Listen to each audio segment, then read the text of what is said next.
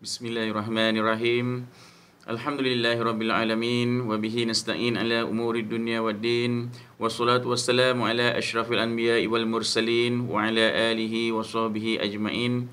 Assalamualaikum warahmatullahi wabarakatuh.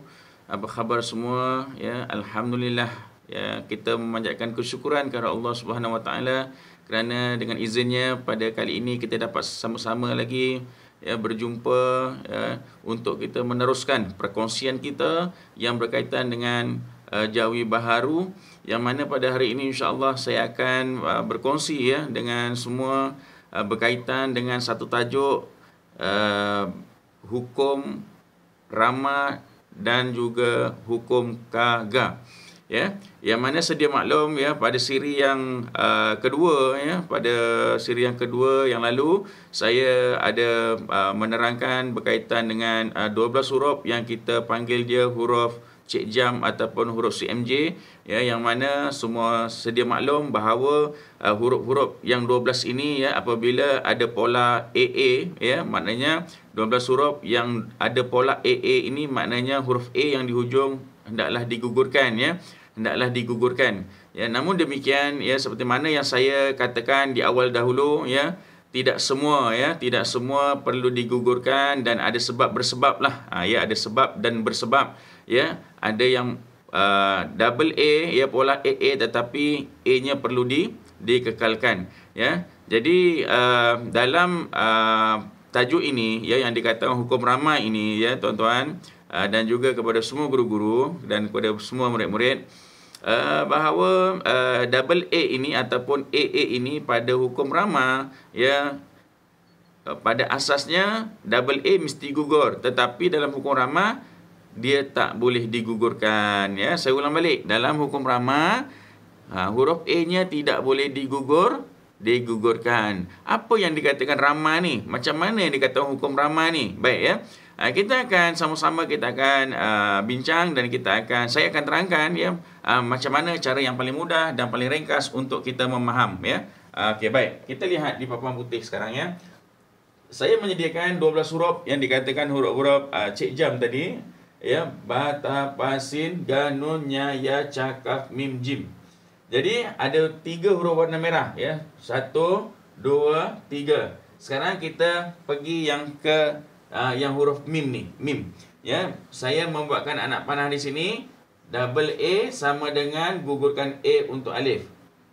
Dalam waktu yang sama juga double A sama dengan kekalkan huruf alif. Yang double A kekalkan huruf alif ini yang AA ini kekalkan huruf alif ini yang kita nak bincangkan dalam satu tajuk namanya ialah hukum rama.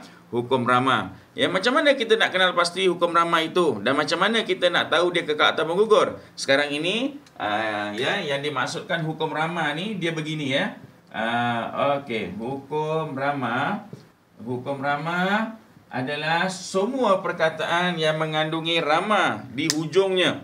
Rama yang ada di hujungnya contoh macam kita nak mengeja drama ataupun irama. Saya bagi contohlah satu contohnya ialah irama. Yang dikatakan rama ni, hukum rama ni iaitu ejaan yang ada rama ni. Bila kita bina suku kata dia ada rama di sini. Rama sama ada irama, drama, cereka rama, panorama, gimrama atau sebagainya. Makna kata A yang di hujung ini dia hendaklah dikekalkan A-nya A-nya kita kekalkan. Jadi macam mana kita nak jawikan? Seperti mana biasa yang pertama I ialah alif ya. Okey. R untuk ra, A alif, M untuk mim, A alif. Jadi yang ketiga kita teruskan sambungkan sebagai jawapan sifat huruf dia irama. Alif ni hendaklah dikekalkan. Maknanya pada semua perkataan yang mengandungi rama di hujungnya, yang penting rama, ada rama berapa banyak perkataan ada rama di hujungnya? Banyak ada ayam pula, serama serama, kemudian cerekarama, kemudian apa lagi? Drama, Aroma masuk ke? Aroma tak termasuk sebab aroma itu dia O dengan A, ya. Kemudian rama, dan lain-lain lagi lah, ya. Contoh yang lain saya bagi contohnya drama irama serama, ya. Ayam serama. Serama. Dia ada rama di sini kan? Jadi ni ada i-nya i perempuan, ya. Serama. Sim, ra, alif, mim, alif. Alifnya hendaklah dikekalkan, ya. Ini yang dikatakan hukum rama. Ya, dia sangat mudah sebenarnya hukum rama. Ya, jangan pula nanti eja rama A untuk alif digugurkan, ya, tak boleh sebab dalam Jawi dia ada satu namanya ialah hukum rama. Hanya rama sahaja yang A-nya perlu, A untuk alif dikekalkan, ya. Ingat, ya, saya ulang balik, yang hanya ada rama sahaja. Ya, yang ada rama sahaja. Baik. Itu yang pertama iaitu hukum rama. Kita tengok pada yang kedua. Ni hukum kaga. Hukum kaga. Saya buat kat sini lah, hukum kaga. Okey, hukum kaga dan atau ga, hukum kaga. Baik, pada hukum kaga pula, ya, cuba kita lihat, ya. Hukum kaga, ya, ka dengan ga ni termasuk dalam 12 huruf. Semua orang tahu kan 12 huruf. Kemudian kita tengok di sini. Kaga apabila ada double A ataupun pola AA sama dengan A-nya perlu digugurkan. Okey. Dan dalam pada waktu yang sama, selain kaga, selain AA juga, dia hendaklah dikekalkan. Maknanya, ya, pada 12 huruf ini ada 2 huruf iaitu ka dengan ga. Ka dengan ga ini dia dalam apa keadaan pun selagi kata jati bahasa Melayu, ya, kalau bukan double A pun dia hendaklah digugurkan huruf A untuk alifnya, ya. Dia bukan sekadar double A saja digugur, tetapi kalau bukan double A pun dia kena digugurkan, ya. Yang penting dia adalah kata jati bahasa Melayu. Baik, kita ambil satu-satu contoh, ya. Satu-satu contoh kita lihat pada huruf ga. Baik, semua maklum apabila ada double A pada huruf GA ga, contohnya eja laga. Laga. L-A-G-A. Ya, laga. Ada tak double A kat sini? Ada kan? Jadi makna kata kalau dia double A dia hendaklah digugurkan huruf A yang di hujungnya. Jadi laga, lam, alif, ga.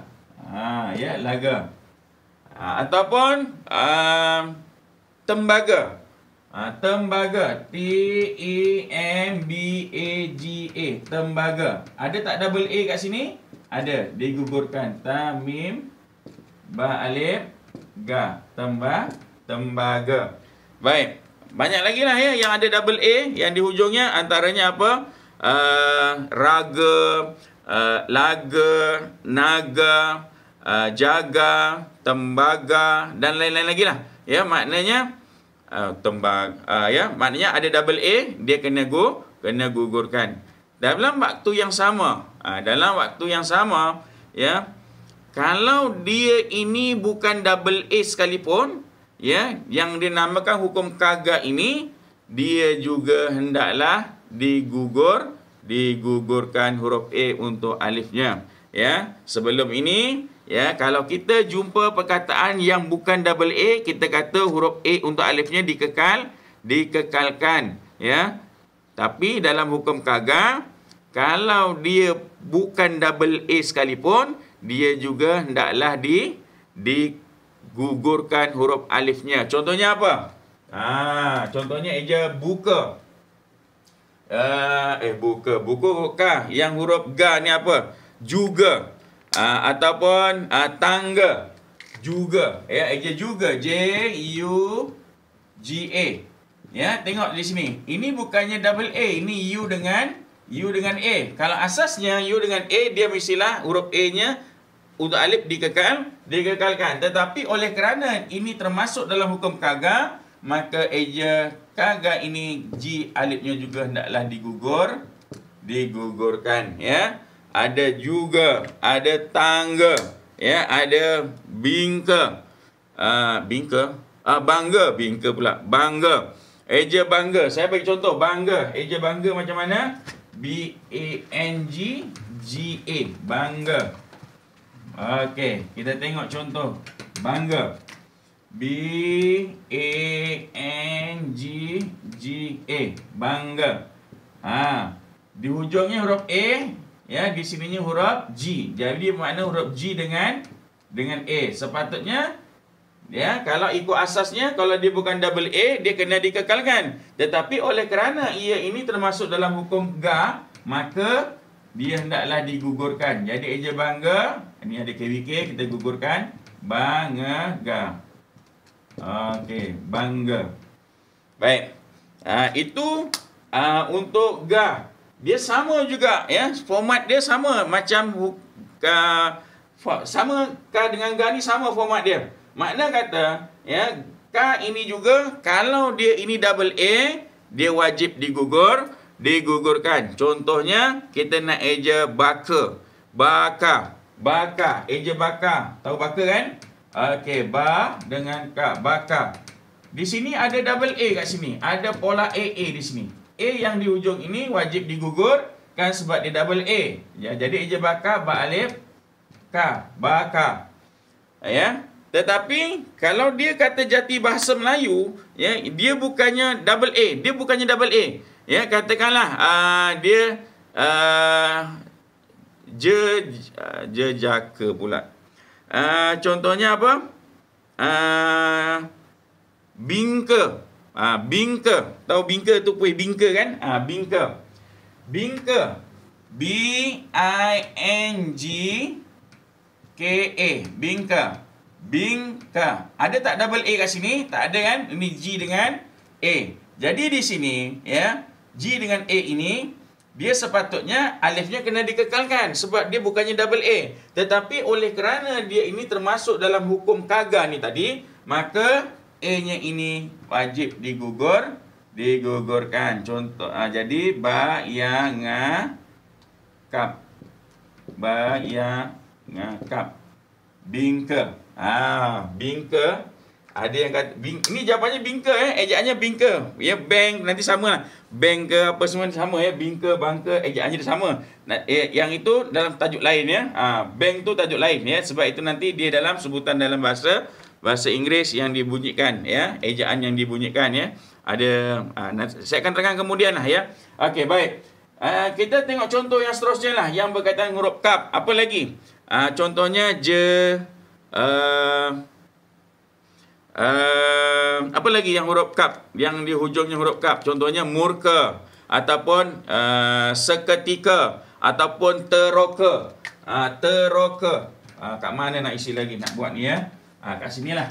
Okey, teroka. T-R-O-K-A.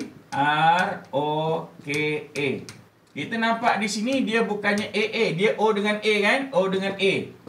O dengan A sepatutnya ada alif, tetapi sebab kerana dia ini dalam hukum kaga, maka ini digugurkan A-nya, ya, sebab dia adalah kata jati bahasa Melayu. I-nya I pepet, kita habiskan, matikan. Okey, teroka. Ya, lagi apa? Melaka. Melaka memanglah, ya, sebab dia double A kan. Jadi tak adalah masalah apa-apa. Okey, contoh lain ialah tembaga. Tembaga huruf ga. Huruf ka. Cempaka. Ya, cempaka. Bunga cempaka. Cempaka. Cim pula. Camim pa alif kap. Ya, baik. Ya, jadi saya buat kesimpulan, ya, bahawa dalam hukum kaga ini, ya, dia bukan sekadar double A yang kena gugurkan alif, tetapi yang selain daripada double A pun dia kena gugurkan alif dengan syarat dia adalah kata jati dalam bahasa Melayu, ya. Dan juga hukum rama ini dia adalah satu-satunya hukum yang dikatakan yang ada rama, dia hendaklah dikekalkan huruf alifnya, ya. Baik. Jadi sekian saja perkongsian kita pada hari ini, ya. Saya tangguhkan dulu dengan Assalamualaikum warahmatullahi wabarakatuh. Jumpa lagi. Ilal liqa. Ma'assalamah.